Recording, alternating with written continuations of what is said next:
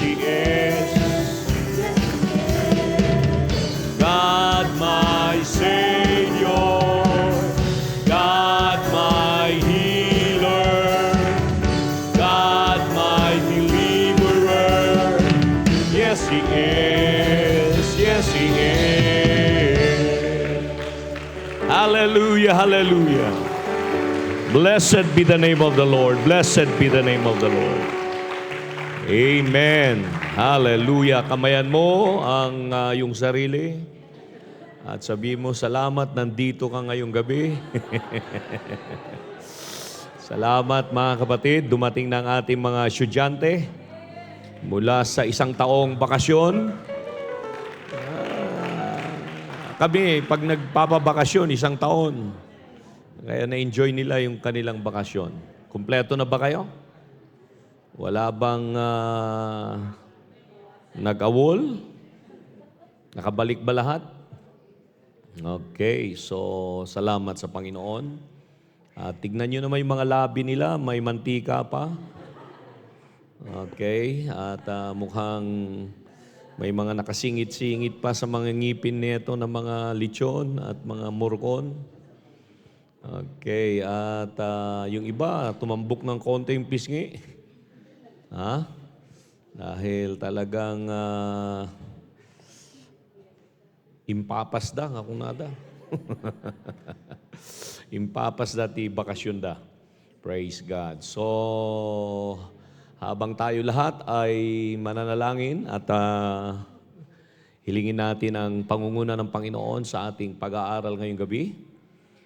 Yuko natin ating mga ulo, hinihiling ko si Brother Josh na siyang mag-pray na i-bless ng Panginoon ang atin pong pag-aaral sa mga salita ng Diyos ngayong gabi. Okay. Let's pray, dakilang Diyos na makapangyarihan sa lahat, Panginoon, O God, sa gabing ito, Lord, kami muli ay lumalapit sa iyong paanan, Panginoon, na may pusong may pagpapakumbaba, Lord. Maraming salamat, Panginoon, sa gabing ito, Lord, na siyang pinagkalob sa bawat isa, Panginoon, na ginawad mo muli ang aming mga paa, Lord, sa gusaling ito upang makarinig muli ng iyong mga salita, Panginoon, sa taong ito, Lord God. Maraming salamat, Lord, O God, sa mga pagpapala mo, Panginoon, sa iyong grasya at habag, Panginoon, Lord, nakatayo na, Panginoon, ang iyong siyang gagamitin, Panginoon, ang iyong lingkod sa gabing ito upang ibahagi ang iyong mga salita sa amin, Panginoon. Buksan mo, Lord, ang aming mga unawa at kaisipan, Lord, na tanggapin, Lord, anumang mensahe, Lord, O God, na aming maririnig sa gabing ito, Lord, na magiging kalakasan ng bawat isa, Panginoon, O God, at katagumpayan, Panginoon, sa gabing ito, Lord God. Lahat ng ito'y binabalik namin ng pasasalamat, papuri sa iyo, in Jesus' name. Amen, amen. Praise God. God bless you all. You may be seated. At habang ipinamimigay yung ating mga notes, handouts, ay salamat po sa mga kapatid natin sa Panginoon na patuloy nating nakakasama sa mga pag-aaral natin at gawain. At bagamat ang panahon nila ay talagang limitado dahil nagbakasyon lang sila, at ibig sabihin, babalik muli sila sa dating mga lugar na pinanggalingan nila. Isa na riyan si Sister Ermelda. Nandiyo pa si Sister Ermelda, nakita ko, no? Ayan. Praise God, yung ating Canadian na kapatid natin sa Panginoon. At bali, ilang linggo pa? Kailan? 1 week pa. Ayan, mayroon pang 1 linggo, mga kapatid. Sister Senny, ilang buwan pa? Ilang taon pa? Okay, matagal-tagal pa.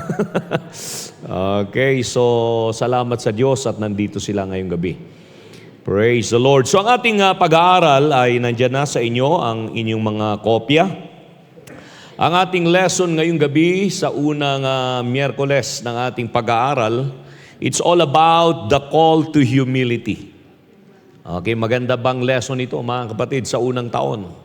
Sabihin natin lahat, the call to humility. Okay, so ang panawagan sa kababaang loob. Yan ay Tagalog na Tagalog yan, mga kapatid. Ang panawagan sa kababaang loob. Panawagan sa pagpapakumbaba. Kadalasan, ang humility ginagamit natin sa simpleng Tagalog na pagpapakumbaba. Pero sa isang mas malalim at tunay na Tagalog ay kababaang loob. Sabihin natin lahat, kababaang loob. Okay, so nandyan po yung mga teksto natin na ito po yung ating mga babasahin habang tayo ay nagpapatuloy at patuloy na umuusad sa ating pag-aaral ngayong gabi.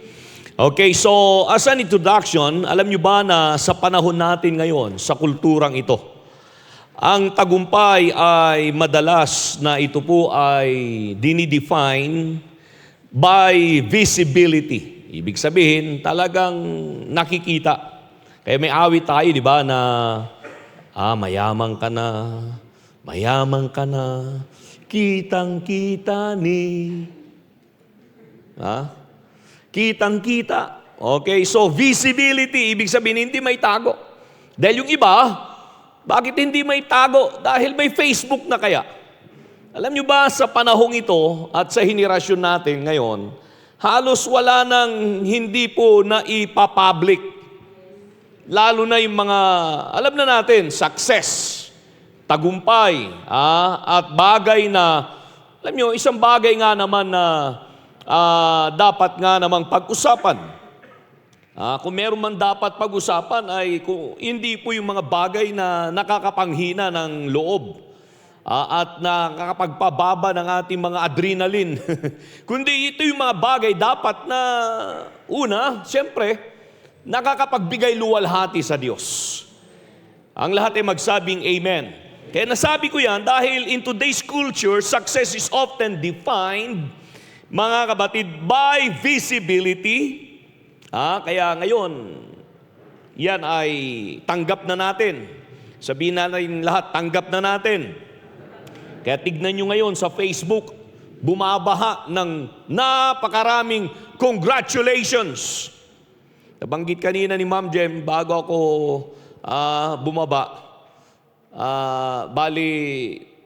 itong mga kanina lang yata na ipinablik at talagang isinout sa social media at ngayon sa mass media o sa iba pang paraan, yung mga nakapasa ng bar exam. May mga kamag-anak ba kayo nakapasa? Meron ba? Wala kayong kamag-anak. Kami meron. Meron tayong kapatiran, mga kapatirang pumasa ng bar exam.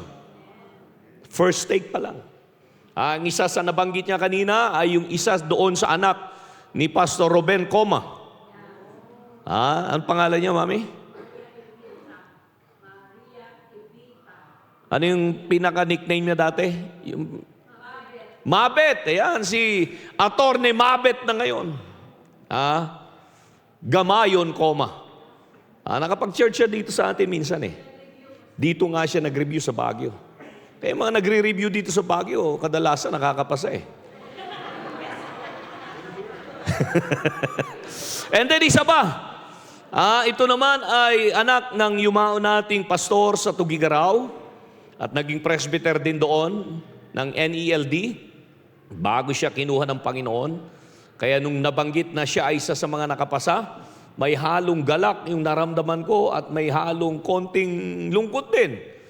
Galak dahil siyempre nakapasa. At ito ay anak ni yumaong kaibigan at kamanggagawa natin, si Pastor Romel Cabildo. Yung anak niya nakapasa na.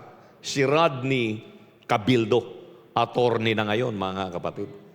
Palakpak naman kayo dyan. Ayan, kaya kung sakaling dumating yung panahon na kakailanganin yung abogado, mga kapatid, at nandoon na kayo, at bago kayo damputin ng ICI, ay tawagan nyo itong mga taong ito. Okay, so masaya tayo. Sabihin natin lahat, masaya tayo. Dahil alam natin yan, kapamilya kaya tayo. Pamilya tayo. Ang tagumpay ng kapatid natin, tagumpay din natin. Kaya huwag kayong malungkot, huwag kayong magmukmuk sa sulok, panahon para tayong magsaya. Kaya yan, totoo yan . It is often defined by visibility and then recognition. Ang tagumpay ay kadalasan dinidefine pag may recognition, parangal. At minsan din ay dumarating ito, hindi natin may tago dahil sa salita na sinasabi nating personal achievement. That is all about success in our culture. Ang lahat ay magsabing, praise the Lord. Kaya pag masasabing tagumpay ka, obviously, meron kang personal achievement. Merong recognition kang tinanggap. O kaya naman, ay visible, nakita ito. Na talagang naka-four wheels ka na sa pagpasok ng bagong taon dahil nakaraang taon two wheels ka lang. Yung mga ganun ba? Okay, ang lahat ay magsabing amen. O kaya naman, nung nakaraan ay nangungupahan ka lang, ngayon may sarili ka ng house and lot. So visible. That is all about success in our culture. Kaya nga, sa panahon natin, we are encouraged to what? To promote ourselves, protect our image, and prove our worth. Kaya yan yung sa panahon natin. Yan yung kultura na kinaroroonan natin. Kaya, di ba, sinasabi nga natin kahit sa iglesia sa mga kabataan, mangarap kayo. Walang bayad ang mangarap. Sa mga anak, mag-aral kayo. Pagbutihin ninyo. Abutin ninyo ang mga pangarap nyo. Yung mga ganun ba? So, ipinupush natin ang ganun. Ang lahat ay magsabing amen. Dahil kultura natin yan Yes, kahit mga believers tayo, pero alam natin yun, nabubuhay pa rin tayo sa mundo na kailangan nating i-push natin ang ating mga sarili, i-push natin ang ating mga anak, i-push natin mga kabatid, amen, ang ating mga mahal sa buhay, praise God, upang magkaroon sila ng katagumpayan. Pero tandaan po natin, hindi lang tayo nabubuhay sa mundo, amen, na ang ating pananaw at konsepto ay umiikot lamang sa makumundong konsepto. Ang lahat ay magsabing amen. Yes, we are still in the world, but we are no longer of this world. Palakpakan natin ang ating Panginoon. Huwag tayong makakalimot yan. Sabihin na mo sa iyong katabi, huwag ka makakalimot. Kahit maabot mo yung pangarap mo, makarating ka sa buwan, huwag ka makalimot. Ikaw pa rin ay anak ng Diyos na dapat ang pananaw mo ay hindi katulad ng pananaw ng mundo. Ang bukabularyo mo ay hindi labang bukabularyo ng mundo. Kundi magkaroon ka ng unawa na bilang anak ng Diyos, ito ang tandaan mo, in God's kingdom, the call is very different. Kung tagumpay ang pag-uusapan natin sa kaharian at sa gawain ng Panginoon, ang pagkatawag na ito'y kakaiba. Because God calls His people not to self-exaltation, but to what? Humility. Palakpakan natin ang ating Panginoon. Yan ang kaibahan. Yan ang kaibahan, amen, sa gawain ng ating Panginoon. Okay, God is calling us not to self-exaltation, but to humility. Huwag tayong tumuring sa mundo na dahil naabot na nila yung mga pangarap nila, narating na nila kung saan sila nakarating ngayon. Mga kabatid, pag nasa lubong mo sila at pag nakita mo yung mga anino nila mistulang, wala na yung kapakumbabaan o kababaang loob. Kahit magkakilala kayo ng matagal, dahil iba na yung mundo na narating niya, pag kinumusta mo, kumusta bro? Who you? Kunanan. Diba? Who you? Okay, so ang lahat ay magsabing amen.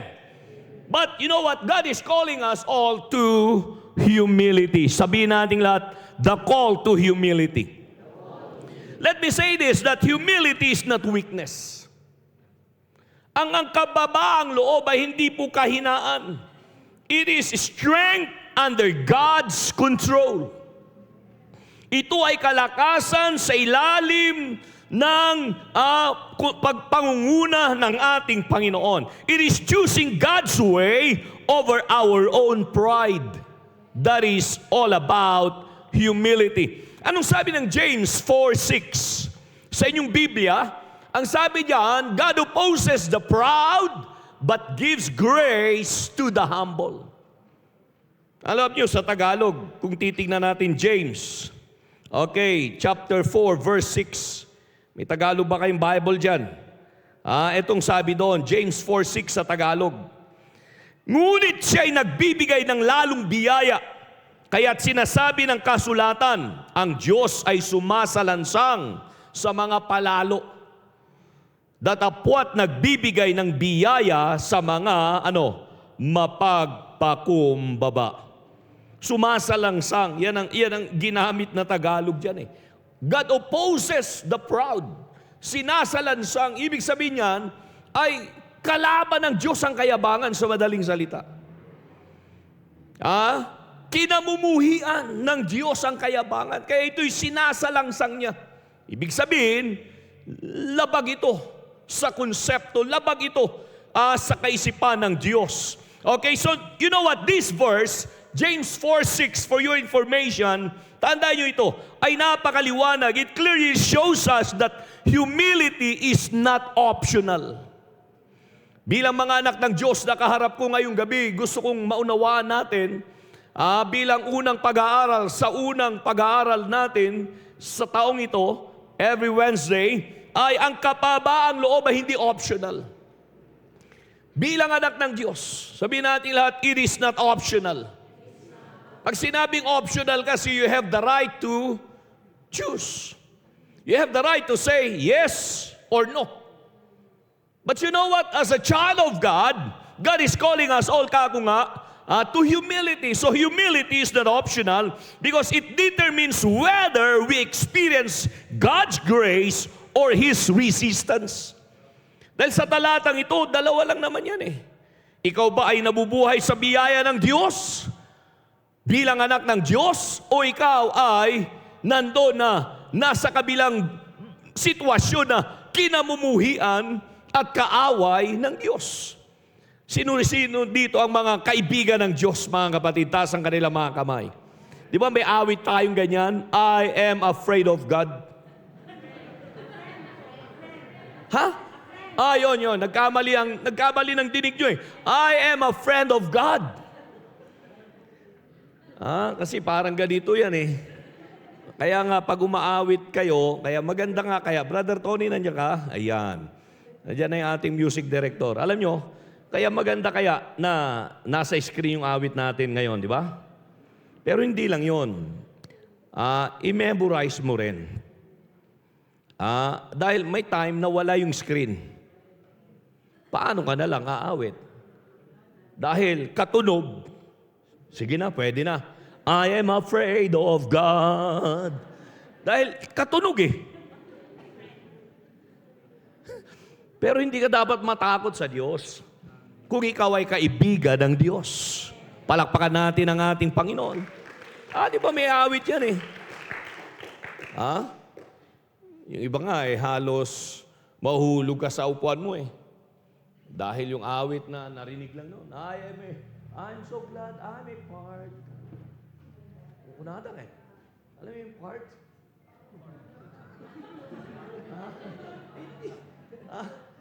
Part tayo. Ang lahat ay magsabing amen. Ano pa yung awit noon? It's tumbling in my soul.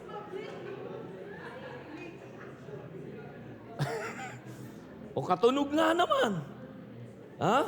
Ano yung awit na yun? It's bubbling. So nag-tumbling na. Now, ito, humility is not optional. It determines whether we experience God's grace, sabi nga rito, or His resistance.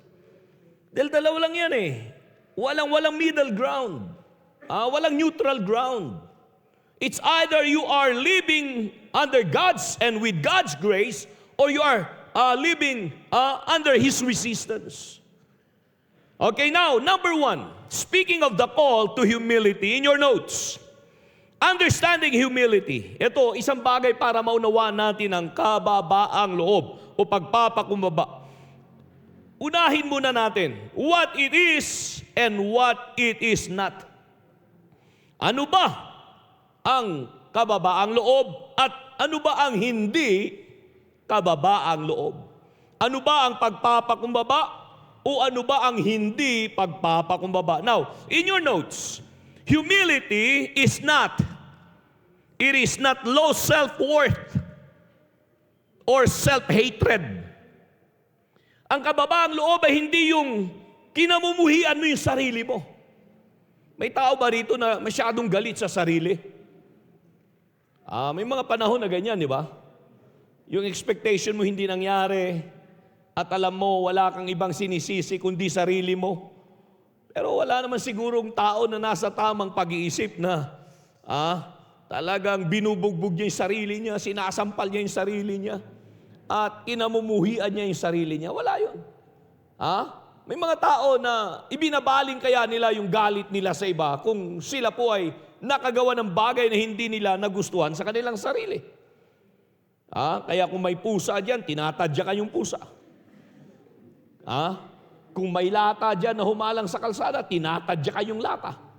At kawawang tao na naglalakad, walang kinalaman, nung sinipa yung lata, tumama sa noo. Naging simula ng gulo. Di ba? May ganung kwento. Okay, so humility is not low self-worth or self-hatred.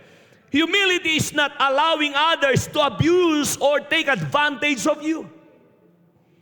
Hindi po kababaang loob yan. Hindi pagpapakumbaba yun na magagalit ka sa sarili mo o kaya naman ipapahintulot mo ng iba na abusuhin ka o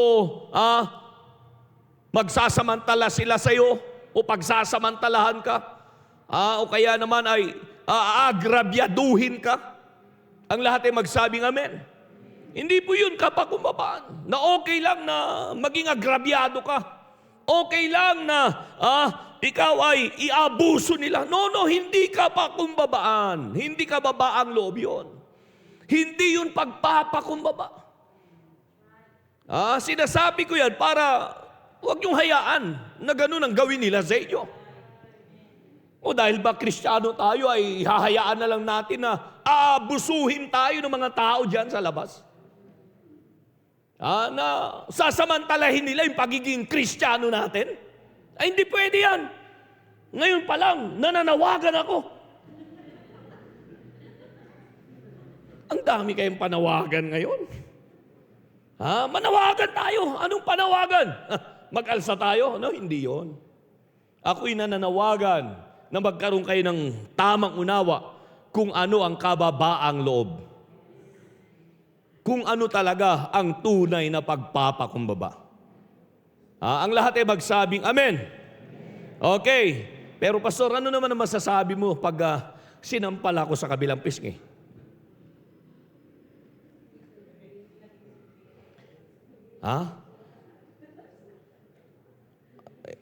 Anong gagawin ko, pastor?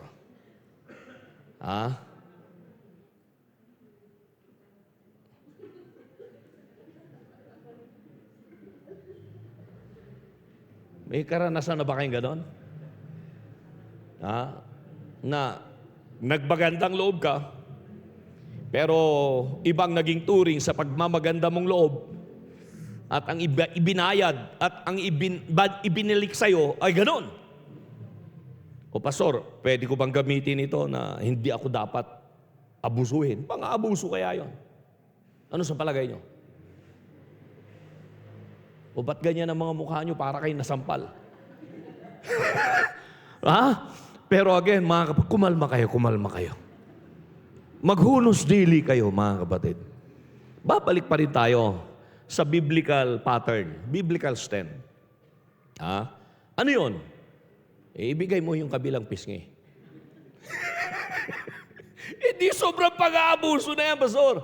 Okay, so ito, unawain natin. Okay? Na ang kapakumbabaan, it's not about silence or passivity. Yung manahimik ka na lang. Hindi po sinasabi ng lahat ng ito na tayo po ay mag-alsa. Hindi ko sinasabi yan. Ang lahat ay magsabing amen. Pero binibigyan natin ng isang unawa ang kababaang loob para makarelate tayo. Sabihin natin lahat, makarelate tayo. Okay. Now, ito ngayon. Kung ang humility is not low self-worth or self-hatred, if it is not allowing others to abuse you or abuse us or to take advantage of you. It is not silence or passivity. Okay, now, then what is humility all about? Alam niyo mga kapatid, ang kababaang loob, ang pagpapakumbaba, ito'y kadalasan na misunderstood kaya. Kahit tayo na ng mga mananampalatayang naturingan.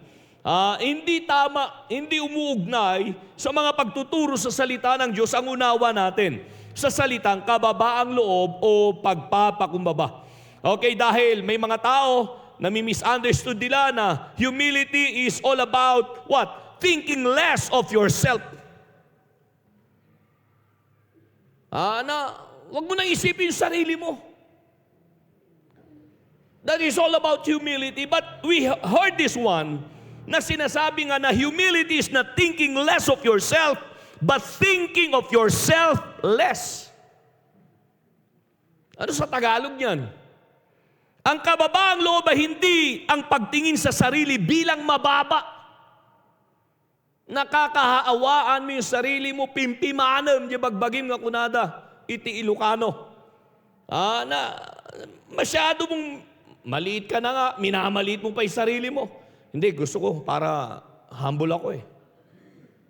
Hindi ganoon. Sabihin natin lahat ng amen.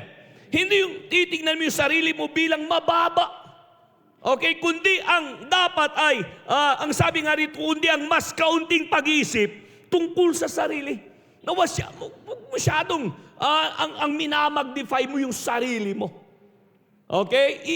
Ihanay mo, ilagay mo sa tamang konsepto, tamang unawa, mga kapatid, ang tingin mo sa iyong sarili. Ang lahat ay magsabing amen. Na ito na ngayon, humility is this. It is a correct view of ourselves in the light of who God is. Palakpakan natin ang ating Panginoon. Ano ba yung tama? Unawa, ano ba yung tamang pananaw sa mga sarili natin sa liwanag, mga kapatid, ng mga salita ng Diyos at sa liwanag ng Diyos kung sino siya na ating pinaglilingkuran. Diba nasabi ko nung linggo na yung mensahe nung linggo, ito yung pinakapundasyon ng lahat ng ituturo sa taong ito. Anumang mensahe, anumang pamagat ng pag-aaral, anumang pamagat ng mensahe, ang pinakapundasyon, mga kapatid, ay ang Diyos. Ang lahat ay magsabing amen. So we should have the correct view, the correct understanding of who God is. Para maunawaan mo yung sarili mo. Palakpakan natin ang ating Panginoon. So that's the first one. Then humility is what? Recognizing that every ability, every opportunity and success comes from God. Yan ang humility totoo. Lahat ng tagumpay, lahat ng abilidad na nasa iyo, lahat ng talento, lahat ng oportunidad, lahat, pag sinabing lahat, wala kang itulak kabigin, wala kang pwedeng itsapuera sa salita natin. Kundi ang lahat ay dapat may unawa ka na ang lahat ng ito'y nanggaling sa Diyos. Palakpakan natin ang ating Panginoon. Mayroon tayong mga talento. Pinag-usapan lang namin nung nakaraang araw na sa taong ito, binibigyan ko ng blessing ang ating music ministry na maghanda sa isang konsyerto na gagawin natin. Matagal-tagal na rin kaya tayo na wala pong concert. Hindi lamang concert crusade, talagang plain na concert na alam din natin, ang dulo niyan may pangangaral sa salita ng Diyos. Pero talagang panahon na talagang i-expose natin yung mga talento natin. Kaya isa na lang yun, saan ba naman nagmana itong mga to? Hindi doon sa pinagmanahan nila. Palakpakan natin ang ating Panginoon. May mga composer tayo. May mga arranger tayo rito. Marami tayo mga talento rito. May mga manicurista tayo rito. Palakpakan natin ang ating Panginoon. So hindi tayo maubusan, pero wag lang natin makalimutan kung saan at kung kanino nanggaling ang lahat ng ito. That is all about humility. Ang lahat ay magsabing amen. And humility is also this, valuing others and treating them with honor and respect. That is humility. Napapahalagahan mo ang iba. Tratuhin mo sila na merong paggalang at respeto. Ang lahat ay magsabing amen. So yan ang kapagumbabaan. Yan ang kababaang loob. Hindi yung may narating lang tayo, may naidugtong lang na titulo sa pangalan natin, ay iba ng trato natin sa kapwa-tao natin, mga kapatid. Hindi na tao ang tingin natin. Hindi na kapatid ang tingin mo. Hindi na nakalimutan mo na nakatulad mo rin siya sa simula. Ang lahat ay magsabing amen. Na kung nasaan man tayo, anuman ngayon ang narating natin, anuman ang pangalan natin, anuman ang may dagdag na titulo sa atin, itong lahat ay biyaya ng Diyos sa atin. Pabor lang ito ng Panginoon. Palakpakan natin ang ating Panginoon. Huwag nating kakalimutan. Sa taong ito, naniniwala ako na marami po sa inyo ang pagpapalay ng Panginoon. Marami sa inyo ang iaangat ng Panginoon. Marami sa inyo ang gagamitin ng Panginoon. Marami sa inyo, mga kapatid, magugulat kayo sa gagawin ng Diyos, pero huwag kayong makakalimot. Ang lahat ay nanggagaling sa Panginoon. Palakpakan natin ang ating Panginoon. Amen. Humility, sabi nga rin sa Philippians 2:3, is to value others above yourselves. Sa Tagalog, ito yung kababaang loob na papahalagahan ninyo ang iba ng higit kaysa sa inyong mga sarili. So this doesn't mean that others are more valuable than you. Hindi po yun ang kahulugan. Na mas mahalaga ang iba kaysa sa iyo, but that you choose to put their needs before your own. Yun ang unawa doon wala naman talagang nakakahigit sa atin dito Ang lahat ay magsabing amen. Lahat tayo hanggang ngayon nakaapak pa rin sa sahig. Meron ka bang katabi dyan na hindi na nakaapak sa sahig? Meron, pastor. Nakatungtong yung paa niya sa upuan. Pero yung upuan yan, nakaapak pa rin sa sahig. Palakpakan natin ang ating Panginoon. Alam nyo, may mga sasakyan ngayon, lalo na yung mga latest na yung side mirror nila, ay merong nakalagay palagi na warning o parang ito, lahat na nakikita natin yan, nang nakalagay doon ay objects in mirror are closer than they appear. Yung side mirror, di ba, Brother Marlon? Maliit kaya lang na salamin yun.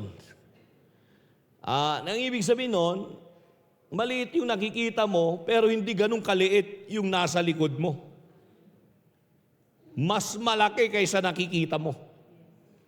Yung nire-reflect ng side mirror, para lang bigyan ka ng babala na may sasakyan sa likod mo. O may sasakyan sa kaliwa o sa kanan mo.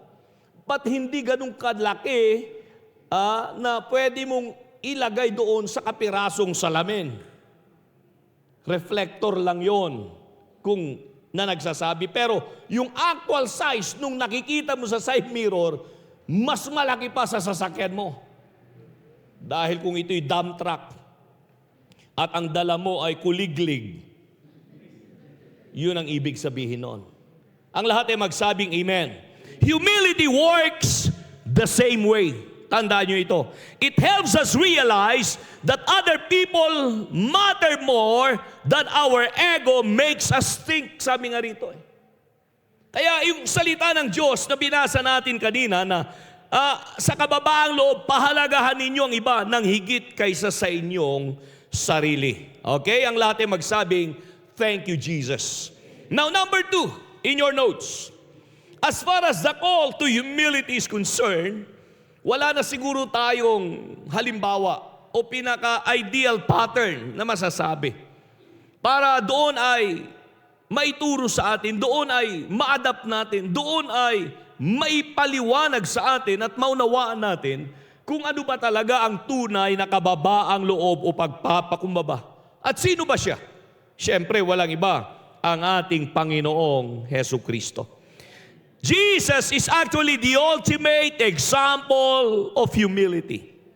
Mababasa natin yan sa Philippians 2, 5-8. Kung babasahin natin ang Philippians 2, 5-8, okay, sa banal na kasulatan, kung titignan po natin, ay ganito po ang pagkasulat sa Pilipos Kapitulo 2, talatang 5 hanggang 8. Ang sabi rito, let this mind be in you which was also in Christ Jesus. Mangagkaroon kayo sa inyo ng pag-iisip, okay? Ito, sabihin natin lahat, pag-iisip. Ito yung tamang pag-iisip, ito yung tamang unawa ng kapakumbabaan o kababaang loob.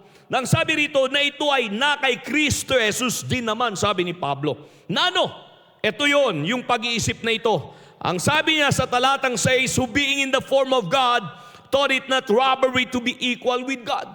Na siya, bagamat nasaan yung Diyos, ay hindi niya inaring isang bagay na nararapat panangnan ang pagkapantay niya sa Diyos. Dahil alam natin, si Jesus, siya yung Diyos na nagpahayag sa laman. Ang lahat ay magsabing Amen.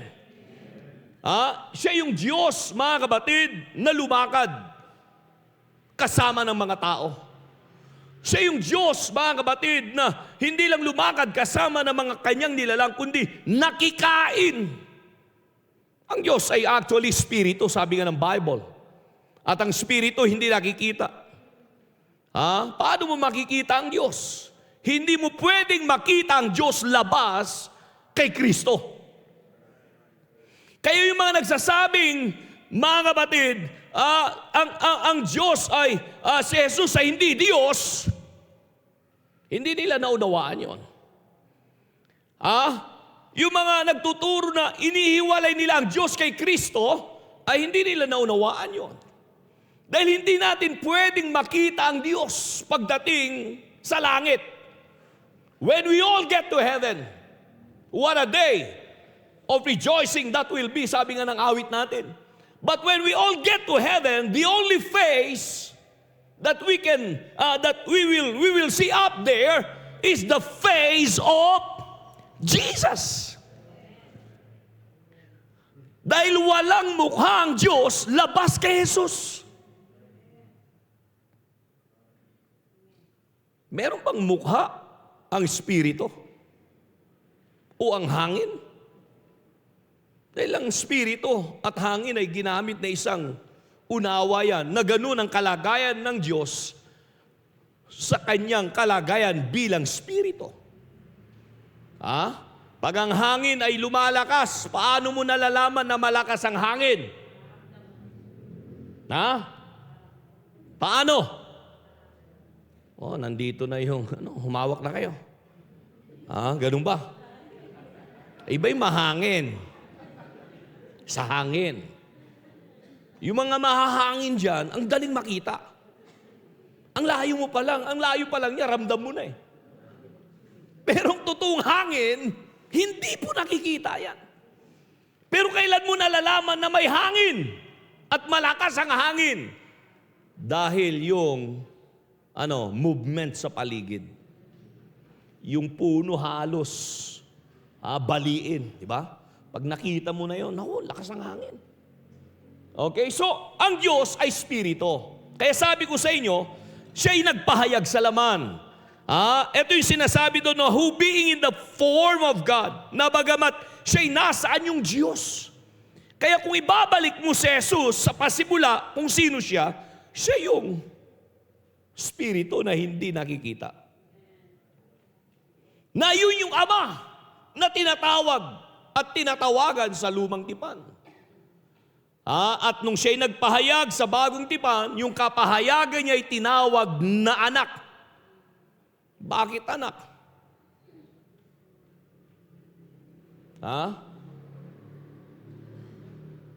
Sagot, bakit anak?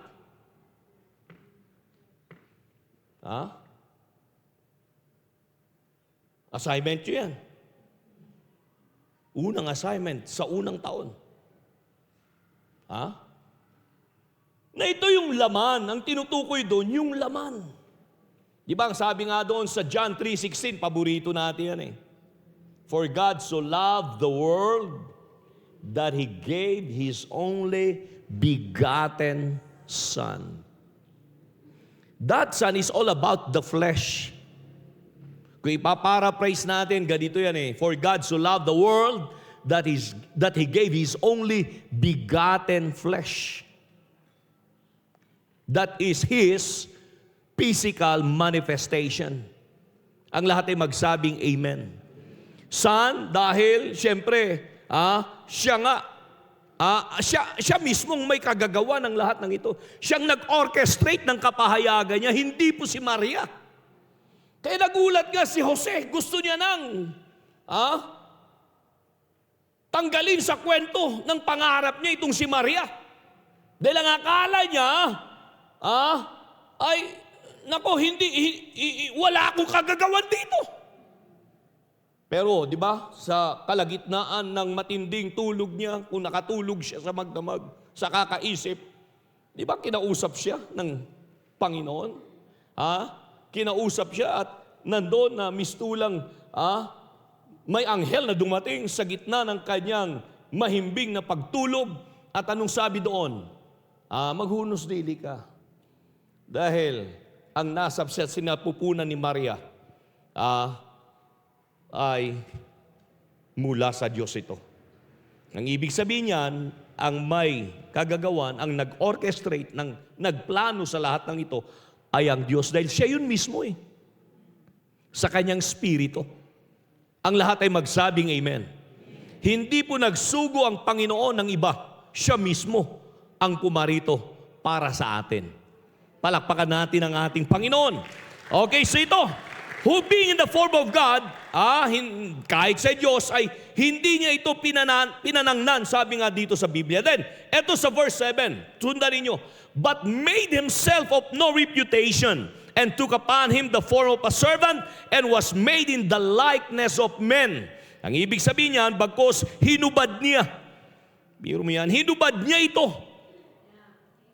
Alam niyo, ito mga pananalita dito ni Pablo, para lang makarelate tayo.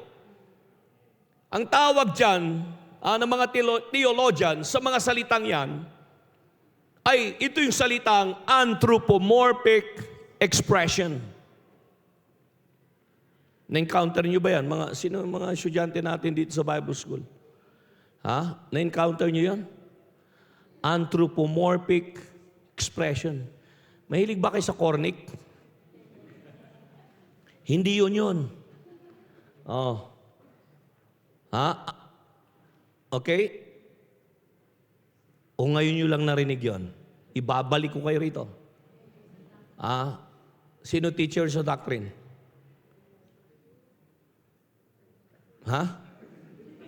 Huwag nyo nang banggitin.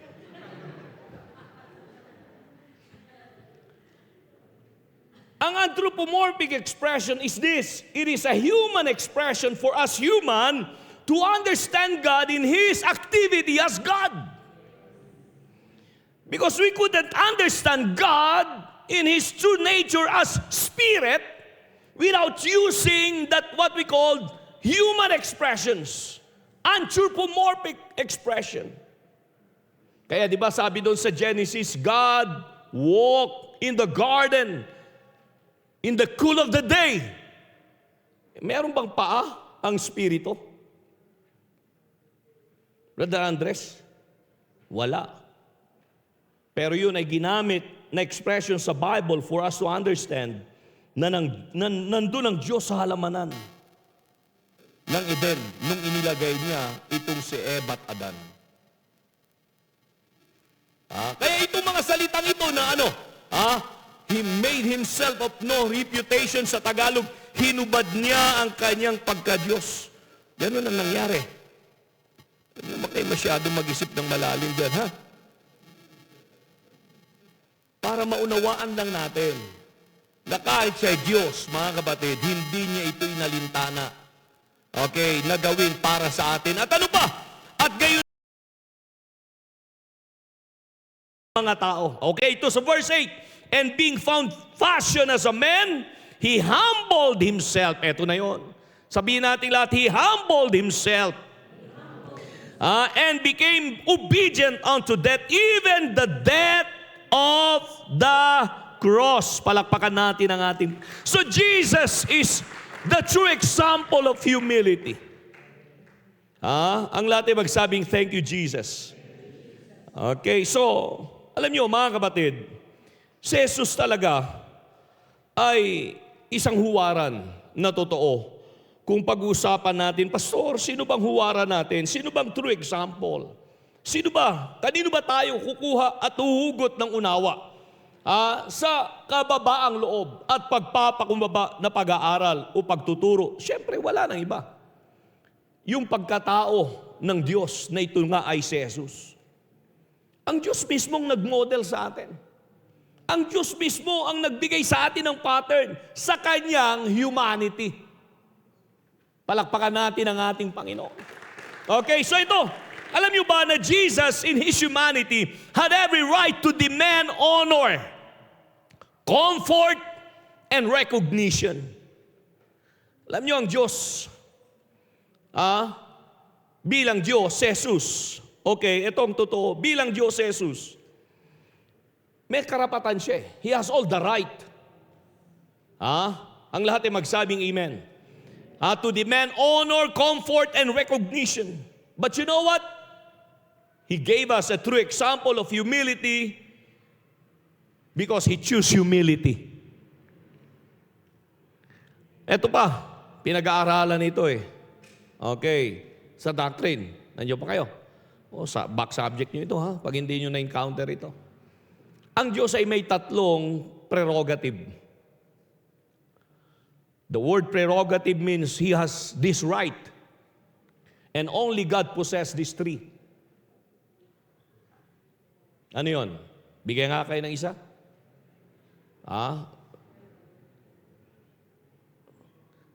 Malapit ng exam. Ano yung isa? Tayo. Ano yun? He has the prerogative to be worshipped, to receive worship. Ang Diyos lang ang meron nun. Huwag mong sambahin ang tao. Iba yung papuri. Papurihan mo yung tao, okay lang yun eh. I-appreciate mo yung tao, pwede yun. Pero yung sambahin mo na, to the point na sambahin mo na, delikado ka. At ikaw bilang tao, pag tumanggap ka ng ganon, delikado ka. Dahil Diyos lang ang may karapatan na sambahin. Pwede kang tumanggap ng papuri dahil maaring maganda yung nagawa mo. But to worship, magdistansya ka dyan. Ang lahat ay magsabing amen. Kaya dapat i-qualify natin yung palakpak na naririnig natin. Dahil may mga palakpak na yung iba na yung palakpak nila. Inilalagay ka sa pedestal na bukas makalawa, magugulat ka na lang. Dahil hindi lahat ng palakpak dapat mong tanggapin. Naalala ko tuloy si Don Umpad noon eh. Alam niyo naman, pag pinapakilala yung pastor natin, bishop natin, talagang grabe ang mga palakpak. Dahil yung introduction, alam niyo yung introduction? Nung magpipreach na siya, sabi nung MC, "Ladies and gentlemen, let's welcome Reverend Donnie Umpad." Nung umakyat si pastor, kwento lang naman ito. I-validate nyo na lang kung gusto nyo. Puntahan nyo siya. Pag akyat daw ni pastor, parang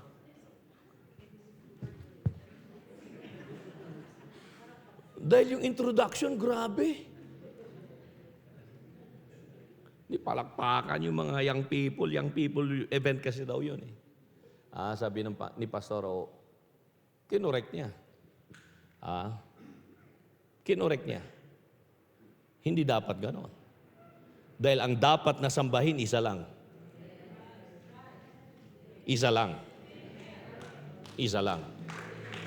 Kaya pag kayo pumalakpak, siguraduhin nyo, hindi yung para sa Diyos, yung palakpak na yan. Pag pinalakpakan nyo yung tao, dapat alam nyo kung para sa Diyos ba ito o para sa tao. Ang lahat ay magsabing amen. And then ano pa? Yung pangalawang prerogative. He has the prerogative to what? To create. No man can create. You can do, you can make. Pero creation is all about making and doing something out of nothing.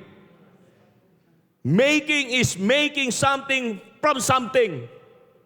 That's the difference ng creation. Nung create ng Diyos ang mundo, wala siyang ginamit na materialis puertes. Nagsalita lang siya. And then everything came into existence. And then the third one, ano yun? The prerogative to what? To forgive sins. Pastor, hindi ko pa pwedeng patawarin yung gumawa sa akin ng masama. Pwede mo mampatawad. Pero yung higit na may kapangyarihan para linisin, patawarin ang kasalanan ng tao ay Diyos lang. Siya lang ang pwedeng makagawa. Kaya nga, hindi nila matanggap na si Kristo ay Diyos dahil yung taong lumpo na ibinaba ng 4 na magkakaibigan doon sa loob ng bahay na kinaroroonan ni Jesus nung nakita ng Panginoon, ang sabi, alam niyang lumpo ito. Pero ang ginawa ni Jesus ay kabaliktaran sa ekspektasyon ng nandoon ng mga tao dahil ang sabi, anak, ang kasalanan mo pinatawad na. Nagulat yung mga tao, sabi nila ito, blasphemy ito. Di ba Diyos lang ang may karapatang magpatawad? Tama sila. Pero ang mali nila, hindi nila na-recognize na si Jesus, siya yung Diyos na may kapangyarihang magpatawad ng kasalanan. Palakpakan natin ang ating Panginoon. Okay. So Jesus as God has every right to demand honor, comfort, and recognition. But you know what? He chose humility in spite of. Grabe ang Panginoon. Sabihin natin lahat, grabe si Jesus. Alam nyo, Jesus was entitled. No question and debate with that. And speaking of entitlement, we have a problem with this. Nandiyan ba kayo? Yung entitlement, delikado. Sabihin natin lahat, delicates. Delikado. Kahit mga anak ng Diyos na naturingan, may problema dito eh. Problemang malaki ito sa napakaraming mananampalataya ngayon. Yung entitlement. Alam niyo yung entitlement? Hindi yung may titulo ka ng lupa. Hindi yun, pastor. Ang entitlement ay yung masyado mong minamagnify yung K mo, K. Karapatan. Yung karapatan. Entitled ako yan. Entitled ako dito. The word entitlement means the right to a particular privilege or benefit, sabi nga doon. It is the belief that you deserve special treatment or privileges. Yan yung entitlement. Kaya pag hindi na ibigay sa'yo yun, nagmumukmuk ka sa sulok. Nasasaktan ka. Paano, pastor? Paano ko masasabi na may problema ako as far as entitlement is concerned? Madali lang. Pag hindi ka pinauna sa pila na dapat kang mauna, pakiramdam mo. Dahil sinasabi mong, karapakan ko kaya. Bakit? Senior ako eh. O sino sa atin dito yung mga senior? Di ba? Entitled tayo. Yun ang unawa dun eh. Pero alam nyo ba na may mga pila minsan na kahit senior ka o junior ka, kailangan mong pumila. Hindi mo pwedeng iwagayway ID mo. Ay! Unahin niyo ako! Nandito yung ID ko, Xerox. Hindi po. O kaya naman, may nakadikit sa pangalan mo, kaya dapat kang unahin. May nakadikit na titulo sa pangalan mo, ay dapat kang unahin. Alam nyo, may mga pagtuturo kaya ang Diyos ngayon na lingid sa kalaman natin. Alam nyo, kaya naririnig nyo yung palagi kong sinasabi, hindi lang ito sa inyo, para rin sa akin ito. Dahil itong totoo dun hindi pa tapos ang Diyos sa atin. Kaya ba yung mga panahon tinuturuan tayo ng Panginoon at ang mga pagtuturo ng Diyos, makinig kayo, hindi lamang dito sa loob ng simbahan. Nangyayari ito doon sa pila minsan, sa SM. Nangyayari minsan ito sa kalsada, sa matinding traffic. Nangyayari yun Nangyayari sa grocery store, dahil yung pupulutin mo, biglang may naunang pumulot. Yung mga ganun ba? Sino nakaka-relate dyan? Amen naman kayong mga kapatid. Palakpakan natin ang Panginoon. O kaya naman pagpasok mo sa simbahan, yung upuan mong paborito, may nauna na.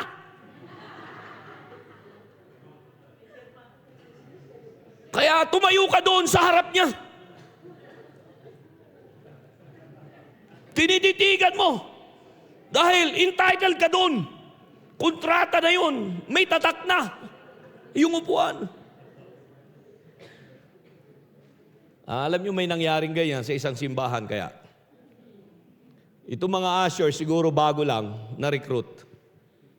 Hindi nila alam na itong simbahang ito, yung mga miyembro doon, yung mga upuan doon, alam nyo na yon. May mga upuan doon na doon talaga siya. Kaya pag hinanap mo siya, tumingin ka lang doon, nandun Hindi doon. Dahil nandun siya. Yung mga ganun ba? Hindi lumilipat yan ng simbahan at lalo na ng upuan. So ito, one day isang araw, may nauna. Nung linggo, mas may nauna sa kanya doon sa upuan. Na pinaupo ng usher. Dahil siyempre, usher nga ron. Ginaguide pa. Eto nga na ngayon, dumating na yung kontraktor. Kontraktor. Yung nakakontrata doon sa upuan. Nang ibig sabihin, entitled siya doon sa... Yung upuan niya talaga Nako. Ang sumunod na kwento, mga kapatid, huwag ko na lang ituloy. Nasira yung linggo niya.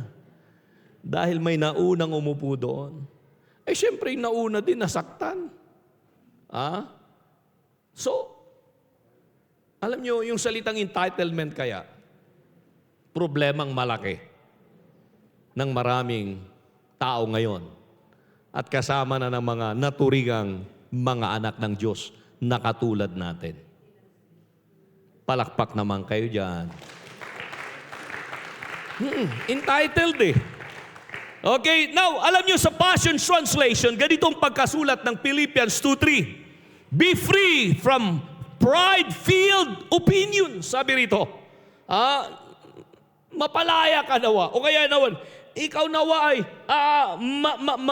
mapalaya. Okay, yun yung unawa doon. Sa pride-filled opinions. May opinion ka, pero puno ng hangin.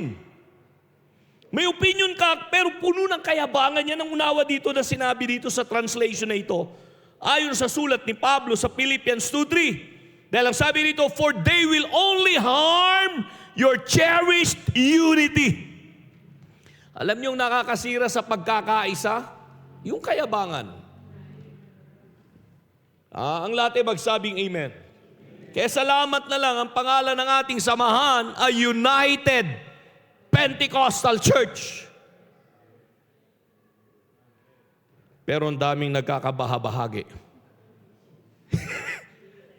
Parang, irony, Hindi irony,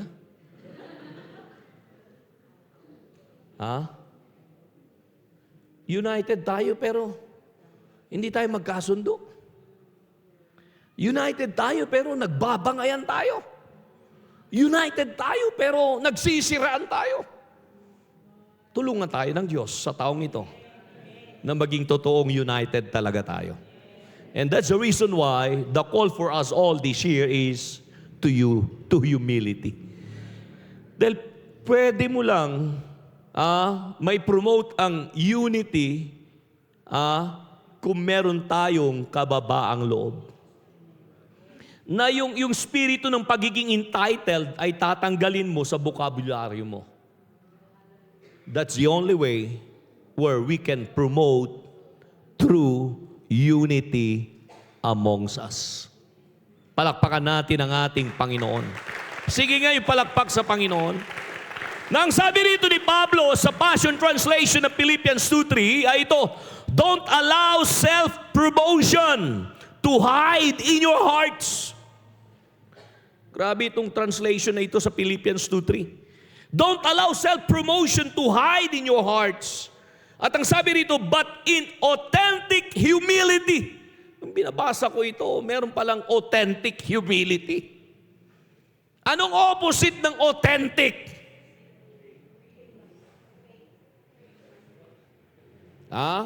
Eto, basahin yan, i-google nyo yan, dahil wala sa inyong Biblia yan eh. Ito yung sa Passion Translation, itong binabasa ko, ng Philippians 2:3. Ang sabi dito, but in authentic humility, put others first. Dahil ang opposite ng authentic, ay alam nyo na, fake, bogus. Ano pa? Suka. Lubog sa suka. Di ba, yung hindi genuine? Hindi genuine. Yun ang authentic eh. Hindi genuine. Ang lahat ay magsabing amen. Kaya sabi rito, view others as more important than yourselves. Palakpakan natin ang ating Panginoon. Okay, narito na ngayon. Let's proceed. How Jesus demonstrated humility. Ito, sa base ating mababasa, mga kapatid, sa Philippians chapter 3-8, binasa na natin. This is how Jesus demonstrated true humility. Una, He left His position. From heaven, He came down to earth. What a demonstration of true humility. Panginoong Yesus sa kanyang pagka-Diyos. Walang pwedeng dumibate as far as entitlement is concerned. Pero ang pinakita niya para maunawaan natin na kahit may position ka minsan, may title ka, kahit may pangalan ka, o meron kang card, meron kang, alam nyo na, recognition na dapat ay, pero sabi rito, He came down to earth. Tulungan nawa tayo ng Diyos. Tulungan nawa tayo ng Diyos na magkaroon ng tunay, authentic, genuine na humility. And then second, He took the role of what? A servant. He washed the feet of His disciples. Ang sabi doon sa Philippians chapter 2, diba? He took upon Him the role of a servant. At paano? Sa kanya i-demonstrate ito? Nung hinugasan niya ang paa ng kanyang mga alagad. Kaya di ba? Malapit na ating mga series of foot washing services. Mga young people, sa Friday na kayo? Mga ladies, sa Saturday na? Mga tatay, malayo pa. Di ba maganda na at least merong before the foot washing, alam natin nang unang gumawa nito ay si Jesus. Kaya nung dala-dala ni Jesus yung towel, may dala siyang planggandita. Nandun yung tubig. Anong sabi ng banal na kasulatan? Nung lumalapit na siya sa kanyang mga alagad, si Pedro, alam niya kaya yun? Na ito yung trabaho ng porter sa bawat tahanan, ng mga Hudyo in Bible days. Ang tawag sa kanila ay porter. Ito yung mga nagbabantay ng mga servant sa pagpasok ng kanilang mga amo mula sa mga layong mga paglalakbay. And those days, ang pansapin nila sa mga paa nila, mga kapatid, ay hindi po Nike, hindi Adidas, hindi On Cloud. Ano pa yung mga kilalang mga pangalan dyan ng mga sapatos? Hindi po,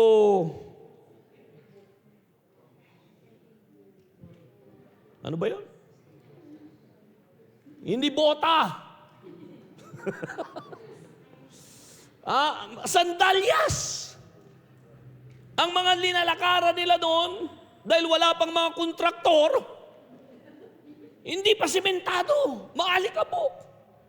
So pag-uwi ng master nila, bago papasok yung master sa loob ng pamamahay niya, nandun yung porter, nandun yung servant, may naka-assign doon, yun lang ang trabaho niya. Huhugasan niyo yung paa ng kanyang master. The lowest job of all ng isang servant sa isang bahay ng mga Hudyo sa Bible days. Kaya nung si Jesus ay akma niyang huhugasan ng paa ng mga alagad, ano sabi ni Pedro? Lord, wag. Alam ni Pedro yan eh. Sabi niya, Lord, wag. Dahil alam ni Pedro, Panginoon, wag mong gawin yan. Pinakamababang trabaho yan eh. Ito'y trabaho ng isang alipin. Hindi ka alipin, Panginoon. Yun ang turing ni Pedro eh. At salamat sa unawa ni Pedro. Alam ni Pedro at naunawaan niya na kung sino si Jesus. Hindi na lang siya ordinaryong tao, siya ang Diyos na nagpahayag sa laman. Kaya nung dala-dala ni Jesus yung plangganita para ugasan, yung paa ng mga alagad, sabi ni Pedro, Lord, wag. Pero sabi ng Panginoon, Pedro, hindi mo pa naunawaan yung gagawin ko ngayon. Pero isang bagay lang masasabi ko, sabi ng Panginoon, pag hindi ko hinugasan ng iyong mga paa, wala kang pagpapala. Nung narinig ni Pedro yung pagpapala, sabi niya, Panginoon, paliguan mo na lang ako, please. Hanggang ulo na, Lord. Shampoohan mo na ako, Panginoon. Meron akong anti-dandruff dito. Hello. Eto sa atin, pag narinig natin yung pagpapala, nagbabago yung ating mga pananaw At totoo yun. Dinemonstrate ng Panginoon. Palakpakan natin ang Panginoon. He took the role of a servant. He demonstrated through humility. Kaya sabi ng Panginoon after that, nang hinugasan niyang kanilang mga paa, sabi ng Panginoon, ginawa ko sa inyo, gawin niyo rin sa iba. Kaya pag naghugasan kayo ng paa sa darating na naka-assign na foot washing services ng bawat department, don't just do it casually. Dahil nasanay na tayo, yearly, ginagawa natin ito. Huwag naman. Do it from the heart. Habang ginagawa mo ito, i-visualize mo. Yung pangyayaring yun, na ipinakita ng Panginoon sa kanyang mga alagad. Praise God. Then ano pa? Pangatlo, He demonstrated true humility by way of what? He obeyed when it was painful. By what? Enduring the cross. He endured the cross. So doon ipinakita ng Panginoon ang true humility. Palakpakan natin ang ating Panginoon. Sige yung palakpak sa Panginoon. Kahit siya'y Diyos, kahit siya'y Panginoon, ginawa niya ito. Kaya nga, He shows us that humility, take notice of this. Wala ito sa inyong notes. Jesus shows us here that humility is not about losing authority, but about using authority to serve. He shows that to us all, mga kapatid. Meron siyang authority, meron siyang right, entitled siya. Siya lang talaga ang entitled sa lahat. But He used all this to serve, mga kapatid. Palakpakan natin ang ating Panginoon. Matthew 20:28. Anong sabi doon ng banal na kasulatan? For the Son of Man came to what? To serve. To minister. Ginamit doon to minister. And not to be ministered, but to minister and to give His life a ransom for many. Palakpakan natin ang ating Panginoon. Then next, before the conclusion, Roman numeral number 3 in your notes. Yes, God is calling us all to humility. Bakit? Why God calls us to live in humility? Number 1 in your notes, humility attracts God's grace. Itong dahilan, bakit ang panawagan sa atin ngayon, doon matagal ng panahon at maraming beses na naririnig natin ang pag-aaral at pagtuturo ng kababaang loob at pagpapakumbaba. Pastor, sa dinami-dami ng aralin na pwede mong ituro sa amin sa unang Miyerkules ng taon, bakit ito pa? Alam na namin yan, Pastor. May advance lesson na kami yan, 101, advance, humility 101. Pero alam nyo mga kapatid, hanggang ngayon tinuturuan talaga ng Panginoon na magpakumbaba. Aywan ko lang sa inyo, hanggang ngayon.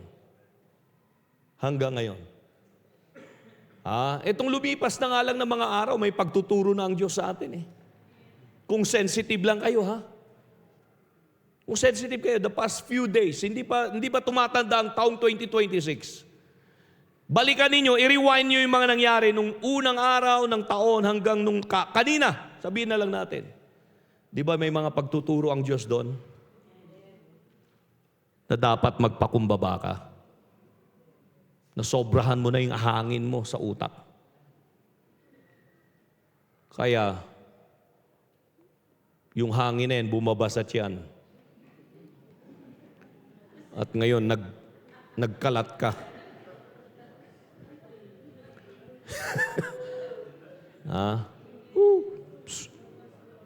Tulungan tayo ng Diyos. Oh yes. Sinasabi ko yan dahil ako rin mismo. Kanina, 2 pastor yung kausap ko eh.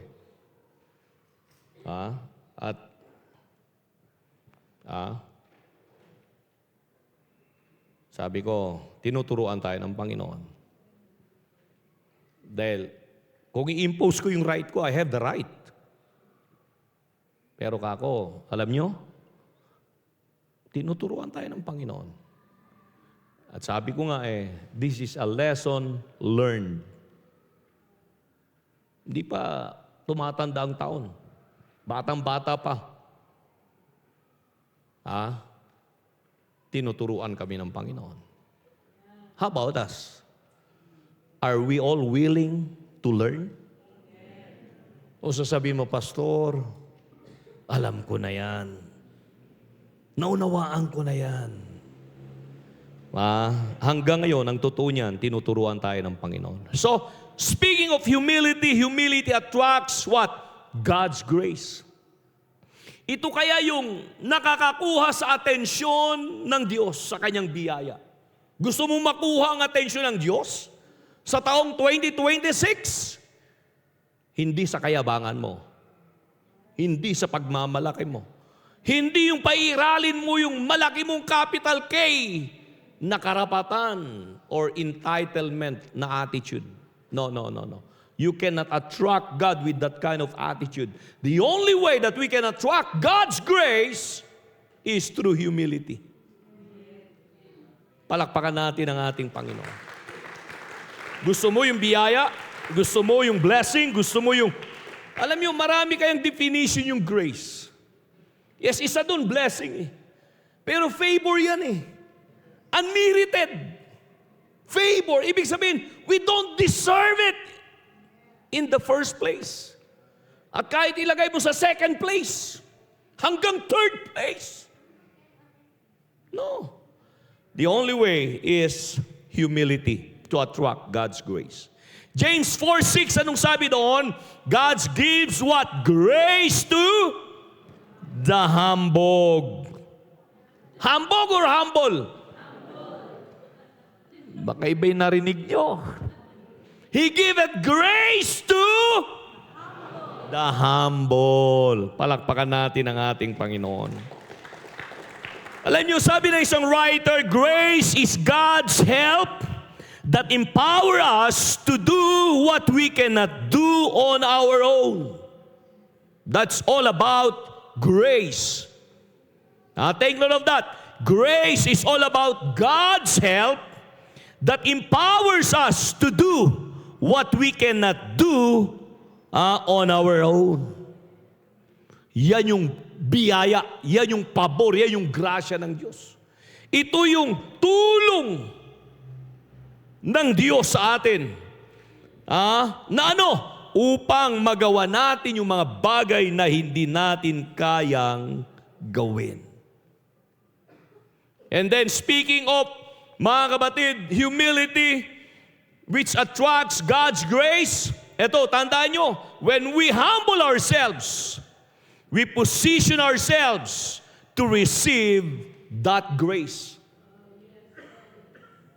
Ulitin ko, when you humble yourself, you position yourself to receive that grace. Pag nagpakumbaba ka, pag nagkaroon ka ng kababaang loob, hinahanay mo, inilalagay mo sa tamang posisyon yung sarili mo para makatanggap ka ng biyaya ng Diyos.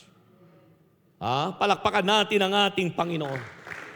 So that's the only way that you can attract God's grace. Pangalawa, mga kapatid, bakit tinuturo sa atin na tayo tinatawag na magkaroon ngayon ng kababaang loob? Because number 2, humility protects us from pride, chicken. Humility protects us from pride. Ano ba ang pride? What is the center of pride? The word pride, the center letter is I. Pride says, I don't need God. But humility says, I need God every day. Pride leads to self-reliance, but humility leads to God-dependence. Palakpakan natin ang ating Panginoon. So that's the reason why God is calling us all to humility. This protects us from pride. Dahil pag hindi natin nabantayan ang ating sarili, alam nyo na yon, ang dali kaya na pasukin ng kayabangan. Ang bilis na dapuan ng pagmamalaki. Ang bilis. Hindi kailangan ng matagal na proseso yun. So, dapat tulungan natin ang ating mga sarili. Amen. Na tayo'y palaging nagsasabi, Lord, I need you. Without you, I can do nothing. Palakpakan natin ang ating Panginoon. Number 3, bakit may tawag para sa kababaang loob? Because number 3 is this, humility strengthens relationships. Ito yung nagpapatibay ng relasyon natin. Relasyon sa pamilya, relasyon sa asawa, relasyon ng mga magkakapatid, relasyon sa simbahan, amen, relasyon sa mga kapwa kasama sa trabaho. Speaking of relationship, napakalawak eh. And the only way that could strengthen that relationship is through humility. Kahit nga sa mag-asawa eh. Subukan nyo magpataasan kayo ng ere.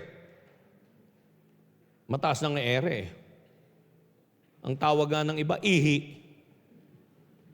Diba? Tama ba yan? Sa Tagalog yun eh. Subukan nyo, mag-asawa. No? Kaya nga may mga mag-asawa, bagong taon pa lang, nagbabangayan na eh. O bakit tahimik kayo? May conflict agad. Dahil bakit? Hindi mo alam kung saan mo ilalagay yung sarili mo eh. Mataas siya eh, lalo kang nagmataas. Kung may kay, ako rin may kay. Hebrew pa. Mga ganun ba? So alam nyo itong totoo, many conflicts in families, yung maraming problema sa pamilya kahit sa mag-asawa. Actually, hindi naman nawawala yan eh. Sino rito ang mag-asawa na magmula nung mag-asawa kayo ay wala ng conflict. Sana all. Yung sinasabi na lang natin, sana all. Ha? Pero sa totoo lang, magaling lang tayo magdala kaya. Ha? Pagpasok niyo sa simbahan, parehas kayo nakangiti. Pero mamaya, pag uwi niyo, wala na. Ha? Nauna ka na sa hagdan, iniwan mo na siya. Ha? Pagdating sa bahay, hindi ka na naghain, kumain ka na. Bakit? Hawak niya ba yung kaldero? May mga ganun ba? Huwag kayong mag-alala, wala pang nagsumbong sa akin. Hindi ko alam ang kwento niyo kanina. Unong nakaraan. Ha? Dahil yung iba yung ngiti nila, ngiwe eh. Nakakahalata tayo. Ha? Pero totoo yun eh. Wala namang perpektong relasyon. Kahit sa mag-asawa.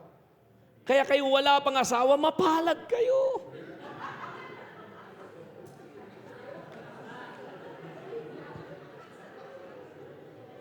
Oh, ang ganda kayang awitin. Araw-araw. Araw-araw yan. O bakit biglang nagbago na yung ihip ng hangin?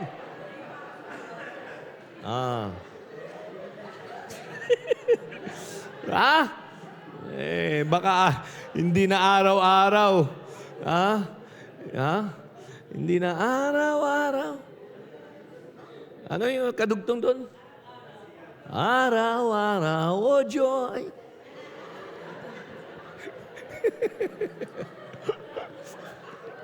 Ngayon, sa simula.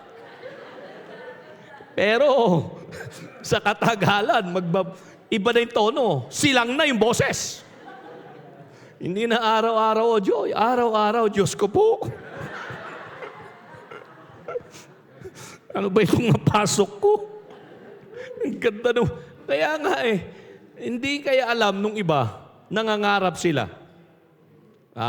Kaya sabi ng iba nako, kung ibabalik lang daw ang kahapon, hindi na pwede. Kaya nga, di ba? May kasabihan hindi ang kaning mainit na pag napasok ka, iluluwa mo. Kaya kayo nangangarap. Nangaraw-araw. Masaya yun. Pero huwag nyo naman, pastor, huwag mo naman basagin yung kasayahan natin. Okay, so alam nyo, humility strengthens relationship. Ang daming problema ng mag-asawa na pwedeng masettle. Kung both party.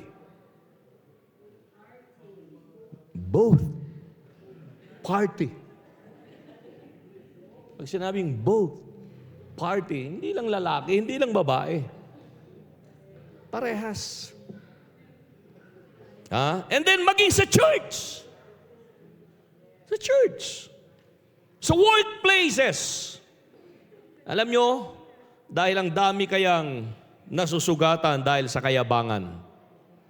Ang daming nagiging casualty dahil sa ego. Stubborn egos and pride. Ang lahat ay magsabing amen. Kaya sabi nga rito, in marriage and relationship, being right is not always right.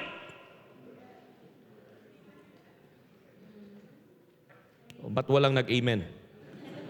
Parang lahat dito naging binata at dalaga na. Sa mag-asawa ito, being right is not always right. Being right is not always more important than being what? Loving. So, hindi lahat ng panahon tama ka. Mali ka rin. At dapat, hindi lahat ng panahon may tama ka. Kumalma ka rin. Ano? Ito sabi nga rito, sometimes humility sounds like this. Ito raw ang tunog ng kababaang loob. May mga panahon na itong tunog ng kababaang loob. Ano yan? Learn to say, I'm sorry.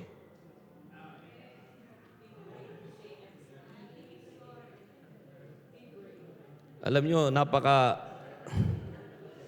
pero minsan ang hirap kayong banggitin yan. Lalo na pag alam mong tama ka. At mas mabigat kung alam mong may tama ka. Hindi mo kayang bigkasin yon. I'm sorry. And then ano pa? I was wrong. Naku, ang hirap kaya. Lalo na pag alam mong, ayun na nga tama ka O kaya naman ay, yung sasabihin mo, sige, makikinig ako. Tatahimik na ako. Mahirap yung gawin. Lalo na sa mga, alam nyo na, mga speaker of the house. Pero itong magandang balita, these words heal more than winning arguments in a relationship. So these words really heals. Kaysa sa manalo ka sa mga walang katapusan, mga kapatid na alam nyo na yun. Then, last but not the least, in your notes, the call to humility ay itong dahilan. In Micah chapter 6 verse 8, anong sabi diyan sa Contemporary English Version? The Lord God has told us what is right and what He demands. Na ano yan? See, sabi dito, that justice is done. Let mercy be yours first. Let mercy be your first concern, and humbly obey your God. Sa King James Version, kung tama pa yung aking versikulo, ang sabi doon, He hath showed thee, O man, what is good and what the Lord requires of thee. To do justly, to love mercy, and to walk humbly before God. Palakpakan natin ang ating Panginoon. So that is what? Practicing humility in our daily life. Alam nyo, may kasabihan, di ba, na practice makes perfect. Pastor, hindi ko yata kaya yan. Simulan mo lang. Sabi mo sa sarili mo, simulan ko lang. Tulungan ko yung sarili ko na magpakumbaba. Kahit mahirap gawin, Lord, tulungan mo ako. Hindi overnight, pero sisimulan ko ngayong linggong ito. Palakpakan natin ang ating Panginoon. And then, paano natin ito i-practice? Number 1, listen more than you speak. That is the way, mga kapatid, to practice this humility. Listen more than you speak. Hindi lamang ito sa mag-asawa, pero maganda rin. Na muling may paalala, di ba? Ano sabi sa James 1:19 sa New International Version? Everyone should be quick to listen and slow to speak. Sa Tagalog, maging alisto kayo sa pakikinig, dahan-dahan sa pagsasalita. May kadugtong ito at huwag agad magagalit. Ayaw ko sanang idugtong yun Pero kasama yun Ha? O sino sa atin dito yung madaling magalit? Ako lang? Ako lang ba? Magsabi naman kayo ng totoo dyan. Umamin naman kayo. Bagong taon na. Maging alisto. Biro may maging alisto kayo sa pakikinig. Dahan-dahan sa pagsasalita. At huwag agad magagalit. Kaya pag magagalit ka, ikaw talaga. Ganun na lang ba? Slow motion. Ay, kuktaran ka.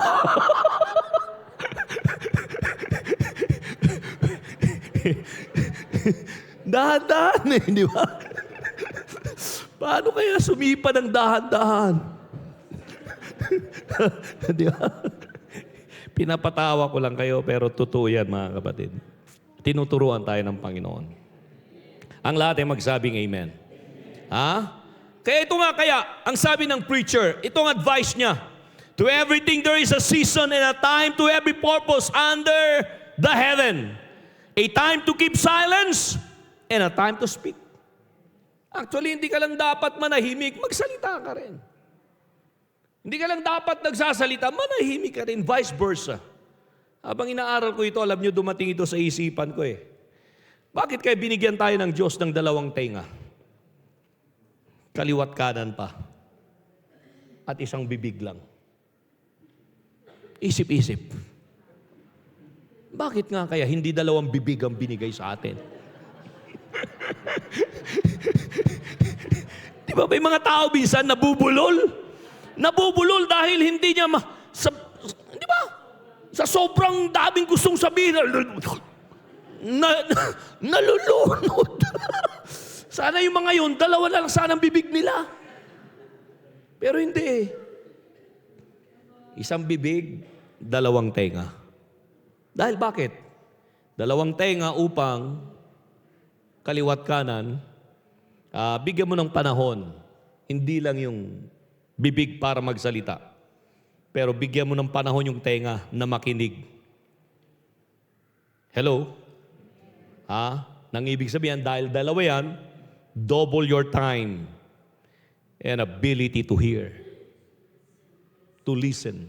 Not just to hear. Dahil yung iba nakikinig but they are not listening. Biblical kaya yan. Sabi ni Kristo, maraming nakikinig, pero hindi lahat nakakaunawa. Di ba sabi ni Kristo yan?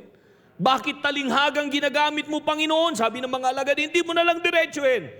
Yung gusto mong ituro sa amin, sabi ng Panginoon, hindi nyo kasi naunawaan. Itong henerasyong ito, at hanggang sa ngayon, totoo pa rin yan. Sa henerasyon natin. May mga nakikinig. Amen ang amen. Paglabas, walang naunawaan. Dahil iba yung nakikinig at iba rin yung nakikinig na may pangunawa. Palakpakan natin ang ating Panginoon. Oh yes. So yan, kaya sa bawat kwento, huwag kang mag-jump into conclusion. Sa taong ito, maraming kwento na darating. Pero huwag kang padadala. Dalawa yung tenga mo. Makinig ka both sides. Balasin mo bago ka magdesisyon. Balansin mo ang dalawang panig bago ka humatol. Yes. Take time to listen.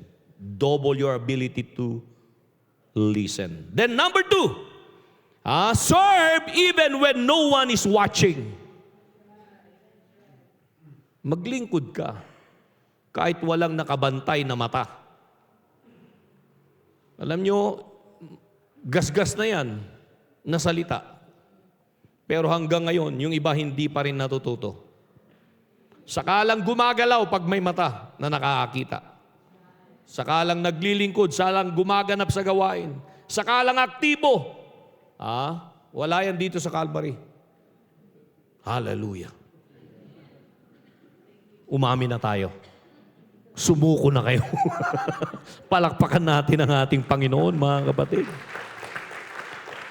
Oh yes. True humility is revealed in private, not on public platforms. Basahin nyo na lang sa Colossians chapter 3, 22 to 24. God sees what people do not.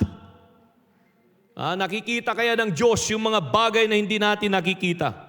Kaya nga sa Colossians 3, 22 to 25, ang sabi yan, New Living Translation ito, slaves, obey in all things your master according to the flesh.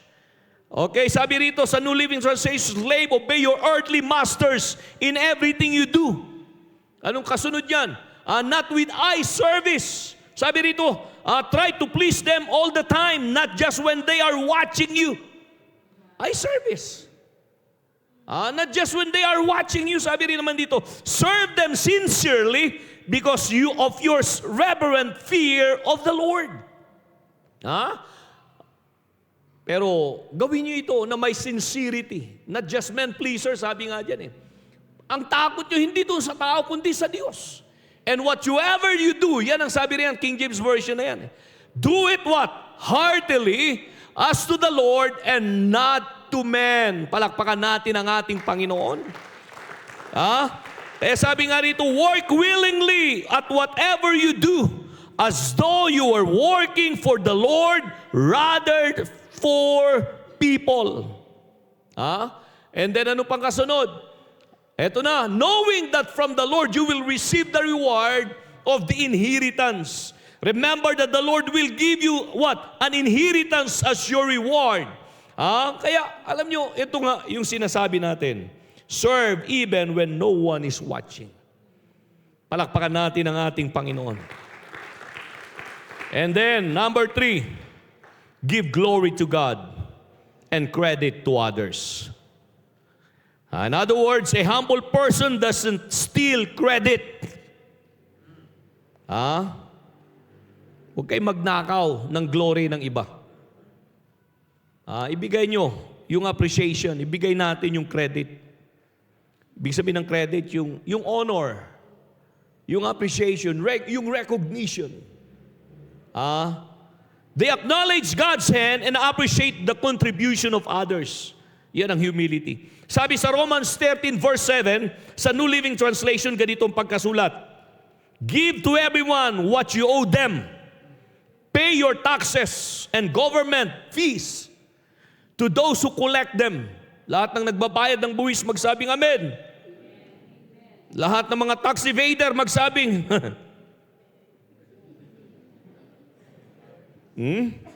nagbabayad ba kayo? Oh yes, sa totoo lang tayong lahat dapat magbayad No? And give respect and honor to those who are in authority. Ibigay ninyo sa bawat isang nararapat sa Kanya. Magbayad kayo sa mga dapat bayaran. Di ba ang ganda na sa unang taon, nagbayad ka na? Hindi yung nagbayag ka, nagbayad. Ang tagal mong magbayad. Simulan mo na. O bakit bigla kayo nanahimik? Ilang taon na yung utang mo? Pastor, may alam ka ba? Kunwari, wala.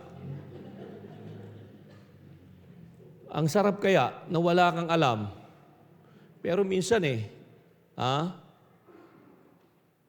magtatanong ka rin bakit si brother so and so? Si sister so and so? Bakit so and so, pastor? Mga Chinese to so and so. Hindi na nagsisimba. Yung pala nautangan at hindi binayaran yung utang. Magbayad na kayo para bumalik na yung mga hindi nagsisimba. Speaking of utang, huwag nyo na masimula ng taon. Sa ganung bagay. At kung sakali mang darating kayo doon, meron tayong protocol sa simbahang ito Ang in-establish kong protocol doon sa mga hindi nakakalam ganito, hindi ako makikialam kako sa mga pribado niyong desisyon ng buhay.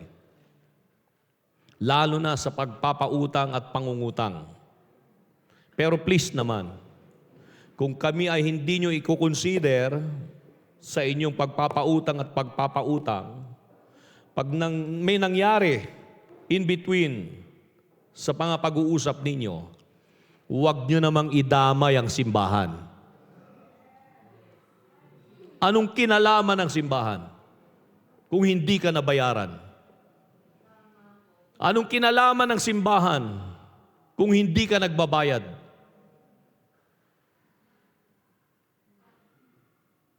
Yun po. Dahil ang dami na kaya. Hindi lang naman sa simbahang ito Lahat ng simbahan. May mga ganyang kwento Kaya ito, maraming darating, mga bagong mananampalataya, mababautismuhan. Huwag naman kayong parang may GPS na. Sino kaya dito sa mga bagong convert ang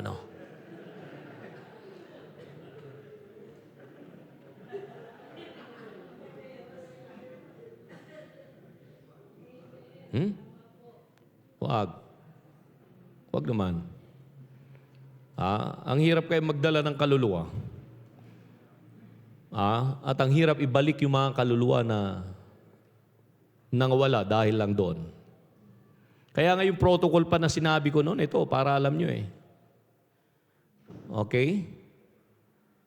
Kung pwede nyo kaming isama, ang inyong pastor, do hindi ako magdidesisyon, hindi kami, kayo pa rin. Pera nyo yan. Pero to be safe, kako nga noon eh. Dahil may mga ganyan na noon. Tanungin mo yung nangungutang, nagpaalam ka ba kay pastor? Bakit kailangan ko pang magpaalam kay pastor? Idadamay mo ang simbahan eh. Pag hindi nagbayaran eh.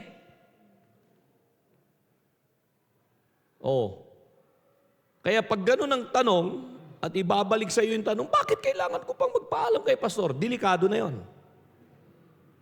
Yan ay potential problem. Bukas makalawa. Obvious na yan. Hindi ako nagsasalita na walang basihan. Hindi ko nga lang ipinapalaman yan sa mga pangangaral ko. Dahil hindi ako ganon. Hindi tayo ganon. Pero ang daming ganon. Dahil bakit?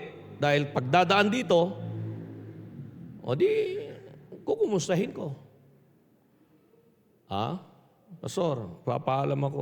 Ang tanong, ganito, yung bang hinihiram mo, kaya mong bayaran? Ano ang magiging, dapat lang eh. Dahil ang problema ito eh. Ang dami kaya.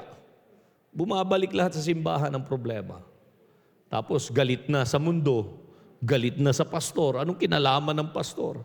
Kaya pag nangangaral ang pastor tungkol sa pangungutang, nagagalit dahil, nasa Biblia kaya yan? Tanggalin na lang natin yan sa Biblia. Dahil ang sabi rito, magbayad kayo sa mga dapat bayaran. Yes, sa Bible to eh. Kung ayaw nyo magbayad, tanggalin na natin yan. Gumawa tayo ng bagong Biblia. Gusto nyo? Ibang version? Hindi. Ito pa rin. It's Bible. Magbayad kayo sa mga dapat bayaran. Wala akong pinapatamaan. Ang natatamaan dito yung may mga pagkakautang. At alam nyo yon. Sumuko na kayo. Napapaligiran kita! Sumuko na kayo! Pinapatawa ko lang kayo, pero totoo ito mga kapatid. Palakpakan natin ang Panginoon. Igalang ninyo ang dapat igalang at parangalan ninyo ang dapat parangalan. Kaya speaking of pangungutang, yes, pera mo yan. Itanggalin mo kami sa equation, okay lang yan. Dahil ako, bilang pastor nyo, hindi po ako nangihimasok at manghihimasok sa pribado nyong buhay at mga desisyon. Kaya nga, bilang pastor, advices lang counseling lang But it's up to you. Pag nagkaroon ng nadiskarilang buhay mo, please lang. Huwag mo isasama ang simbahan. At pag nangaral ang pastor, huwag mo sabihin na, bakit gano'n naman si pastor? Ang pinapangaral natin, hindi kwento sa Facebook. Biblia. Salita ng Diyos ito. At paano ka makaka-relate? Siyempre, pang-araw-araw na kwento nangyayari. Dahil ang Biblia hindi naman nawawala kaya. Kung anong mga nangyayari sa mundo, matagal nang nakatala sa Biblia. Bago pa ma-post sa Facebook, nasa Biblia na yan. Palakpakan natin ang ating Panginoon. So yun mga kapatid. Pag nagpautang kayo at alam mo yung tao, yung inuutang niya, hindi niya kayang bayaran, at pag hindi ka nabayaran, di magpasalamat ka na lang na nakatulong ka. Yun ang true humility. Hello? Balik pa rin tayo sa humility kaya. At kung alam mo naman na hindi niya kayang bayaran, pinahiraman, pinautangan mo pa rin, di sino nang may problema? Hindi yung nangungutang. Ikaw na nagpautang. Dahil alam mo mismo, na hindi niya yon kayang bayaran.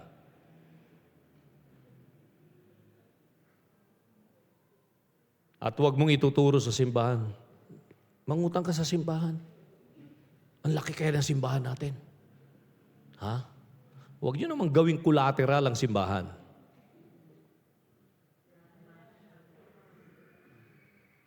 Hello?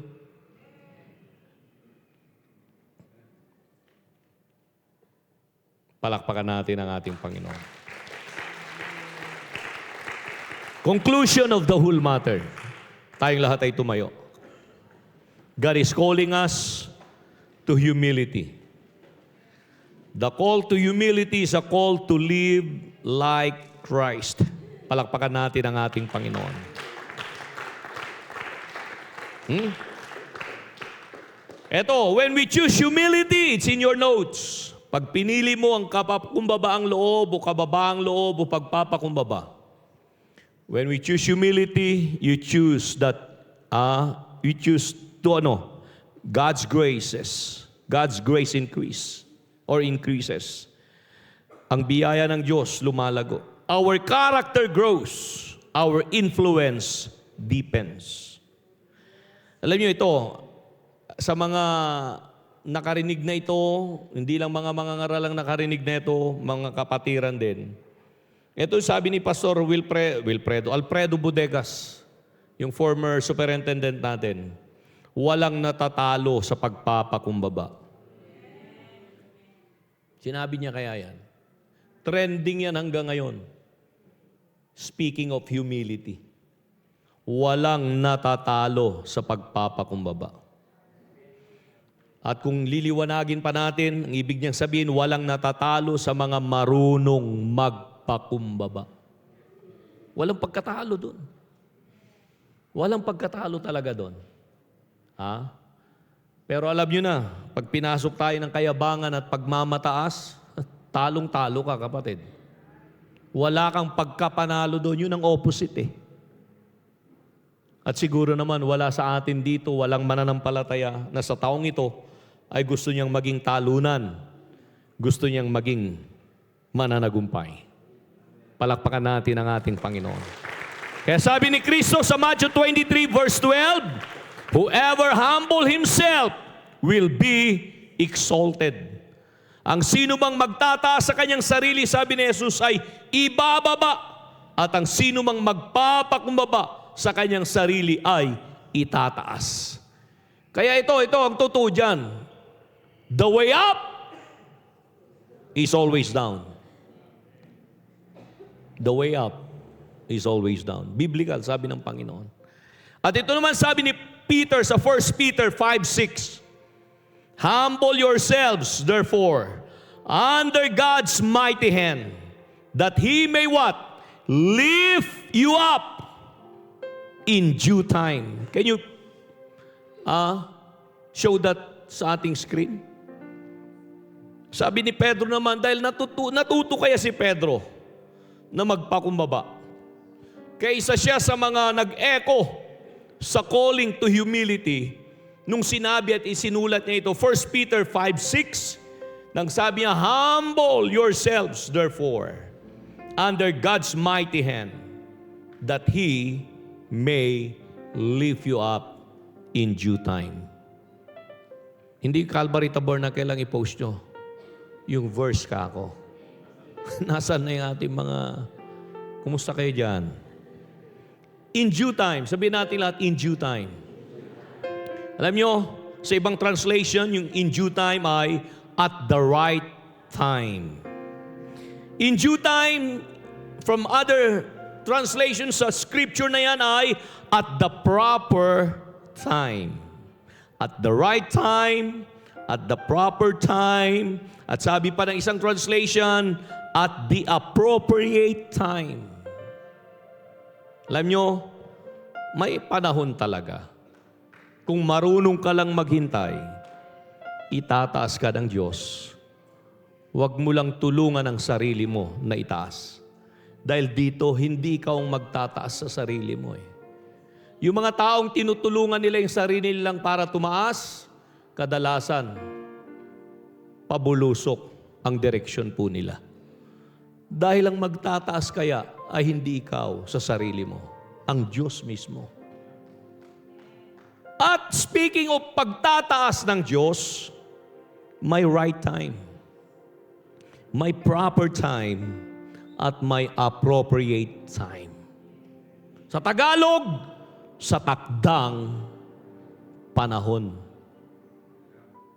Kaya isipin mo na lang yan.